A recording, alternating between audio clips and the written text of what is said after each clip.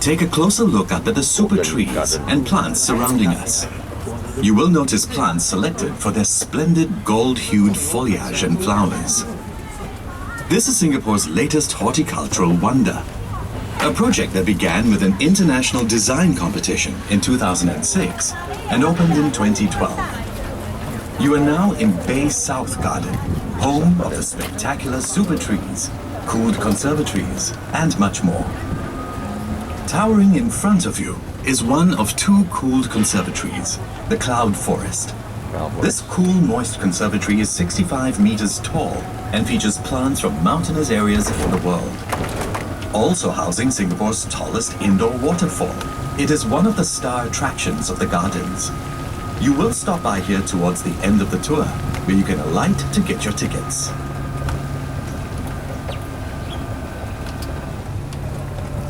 Coming up next is the other cooled conservatory, the Flower Dome.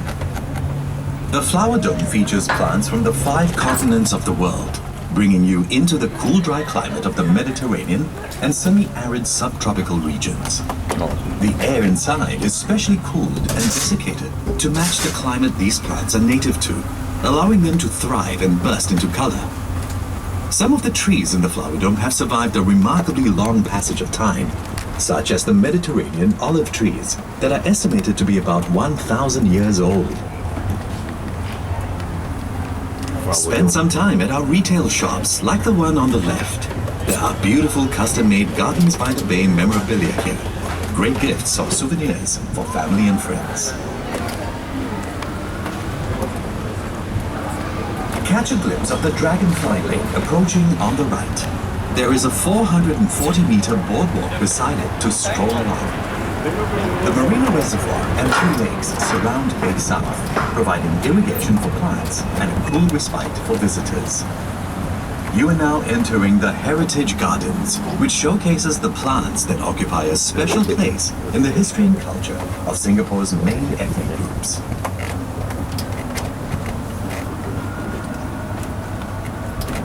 Welcome to the Indian Garden. Can you spot the national tree of India here? It's right in the middle of the Indian Garden, the banyan tree, also called the Bengal fig. With its tangle of roots and branches, the banyan symbolizes eternal life for Hindus. Plants, and especially trees, have huge cultural and religious significance for the Indians.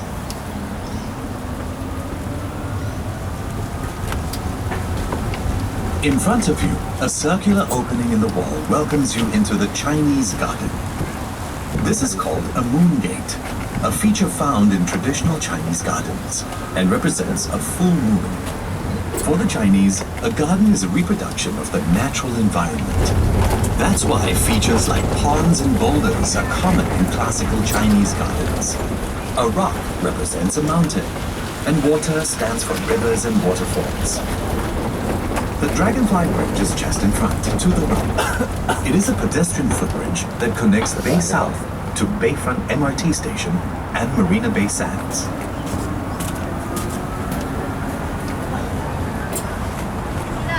You are entering the Malay Garden, the third of the Heritage Gardens. The timber structure coming up on the right is an example of a traditional village residence, known as a kampong house.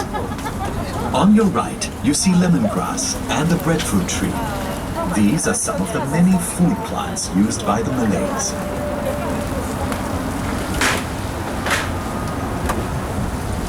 Check out the mighty super trees on the left. You'll see the 22-meter-high OCBC Skyway suspended from the taller super trees. This aerial walkway offers a panoramic view of Bay South and the surrounding Marina Bay area. Vertical gardens of epiphytes and flowering climbers adorn the trunks of the super trees. At night, special light and sound effects turn the super tree grove into a spectacle not to be missed.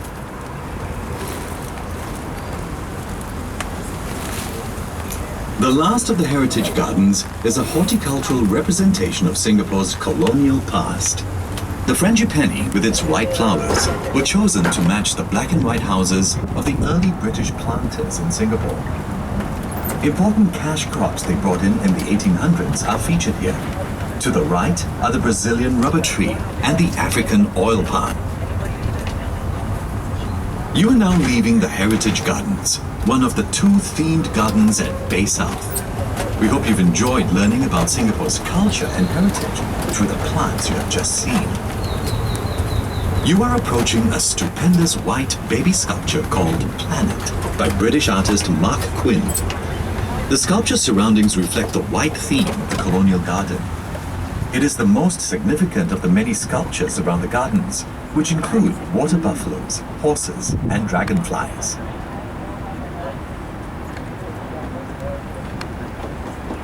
You are now making your way into the meadow, a prime example of how Bay South provides a space for communities to come together.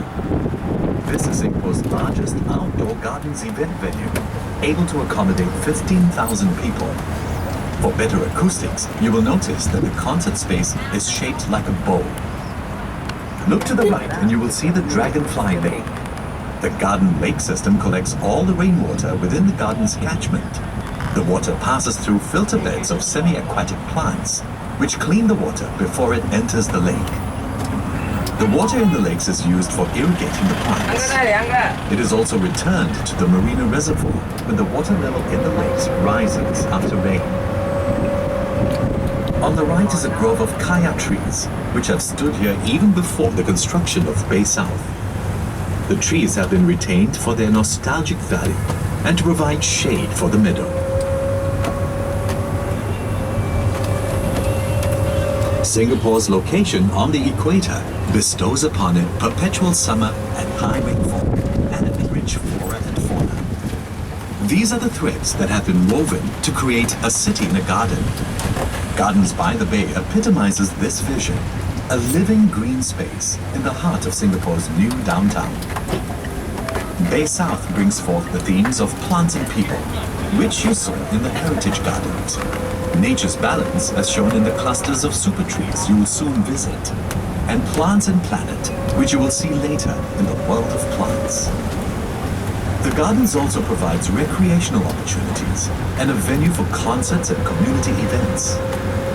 On days where there are no concerts, the meadow is a wide open space in the middle of the city for friends and family to come together, run around, or have a picnic.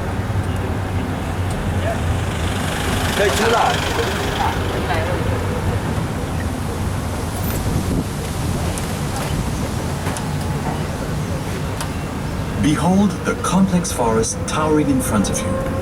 This is the Super Tree Grove, one of the distinctive icons of Bay South.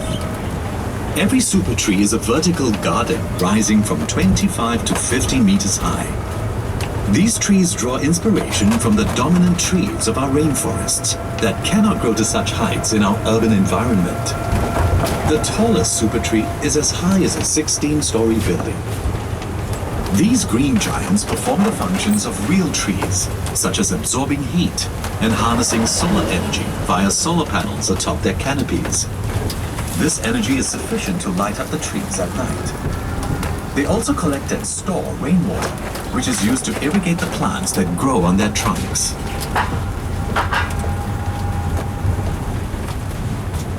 Bay South is filled with gastronomic delights. Look up to the left. The tallest super tree at 50 meters high houses a bistro at the top. That guarantees the best treetop view with the backdrop of the beautiful gardens below. The Super Tree dining area to the right also serves various local and international delicacies. After your ride, be sure to visit the OCBC Skyway on your left. The bridge hangs from the Super Trees 22 meters in the air and offers a dazzling view of the gardens below. At 7:45 and 8:45 p.m. every evening, the Super Tree Grove serves up an audiovisual treat, the OCBC Garden Rhapsody, a spectacular light and sound show that will captivate your senses.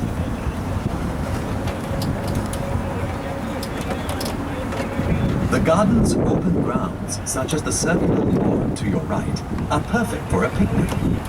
This area is shaded by a grove of rain trees, such as the one on your right, which have been growing here before the construction of the gardens. Look up to your left and you will notice a giant raised structure. This holds the Plants Gardens, which we will visit later. Bay South is built on reclaimed land, which is flat. These raised gardens give variety to the landscape and different levels where visitors can enjoy the gardens. Coming up to the left are two giant fish tanks built right into the wall. Each tank contains carnivorous water dragons. These are the sunken arowana tanks, housing red and golden arowana, which are native to the tropics. These long-lived fish are known for their fierce nature and reputed to bring good luck to their owners. Another fish that symbolizes good luck is the koi fish. Look out for the koi pond to your right. These energetic fish provide a burst of color and vibrancy along this walkway. Because the koi fish is believed to bring prosperity, keeping and breeding koi is quite popular among Singaporeans. Observe the palm trees coming up to your right, and you will spot something strange. Most palms have a single trunk, but this collection of mutated trees have 2 and even 3 trunks, rarities in the plant world. You are now heading to the world of plants.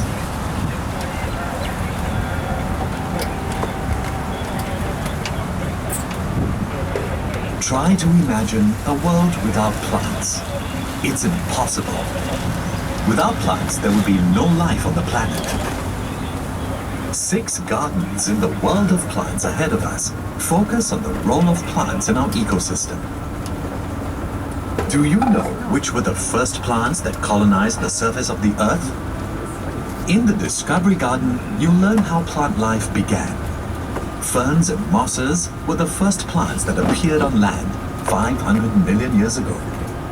If you see what looks like tree trunks lying on the ground, they are actually petrified wood, ancient trees fossilized through time.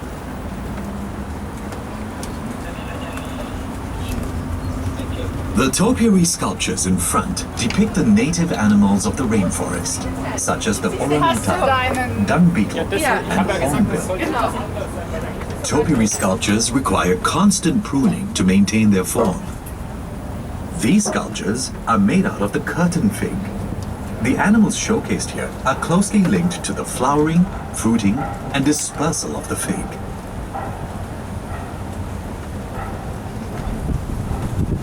This is the Fruits and Flowers Garden. Pollinated flowers develop into fruits with seeds. The fruits of the cannonball trees on your left and right expel their seeds when they explode on impact, giving the tree its name. Plants and trees also reproduce by dispersing seeds through wind, water, or animals.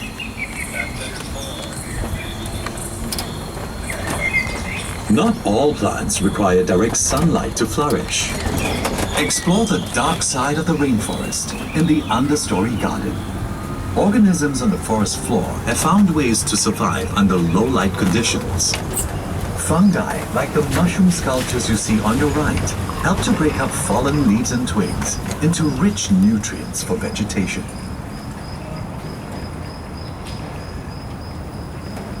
You are entering the world of Palms Garden. Palm trees are important components of the tropical rainforest, filling its mid and lower strata. They are also the most common symbols of the tropics. Palms play an important role in everyday life. Rattan is used for furniture. Palm sap is fermented to produce the alcoholic drink toddy. Car wax is made from the leaves of the Brazilian pine. The trunk of the humble coconut can be used as timber. The fruit fiber is made into mats and sacks, and the white flesh of the fruit can be eaten. At the Secret Life of Trees Garden, learn that trees consist of a canopy of leaves, trunk, and roots. The leaves of the snowflake trees on your left and right resemble the lattice structure of a snowflake. Tree trunks have a protective outer covering called bark. Some bark are papery thin, others are rough, while the bark of the kapok tree on your right has many thorns protruding from its trunk. Roots absorb water and anchor the tree to the soil. The next stop is the canopy at the cloud forest once again. The winding trails around the man-made mountain emit mist every 2 hours, mimicking the cool, moist climate of tropical high-elevation areas such as Mount Kinabalu. Do get off here to visit the 2 conservatories, which hold a truly global kingdom of plants. They come from every continent except Antarctica.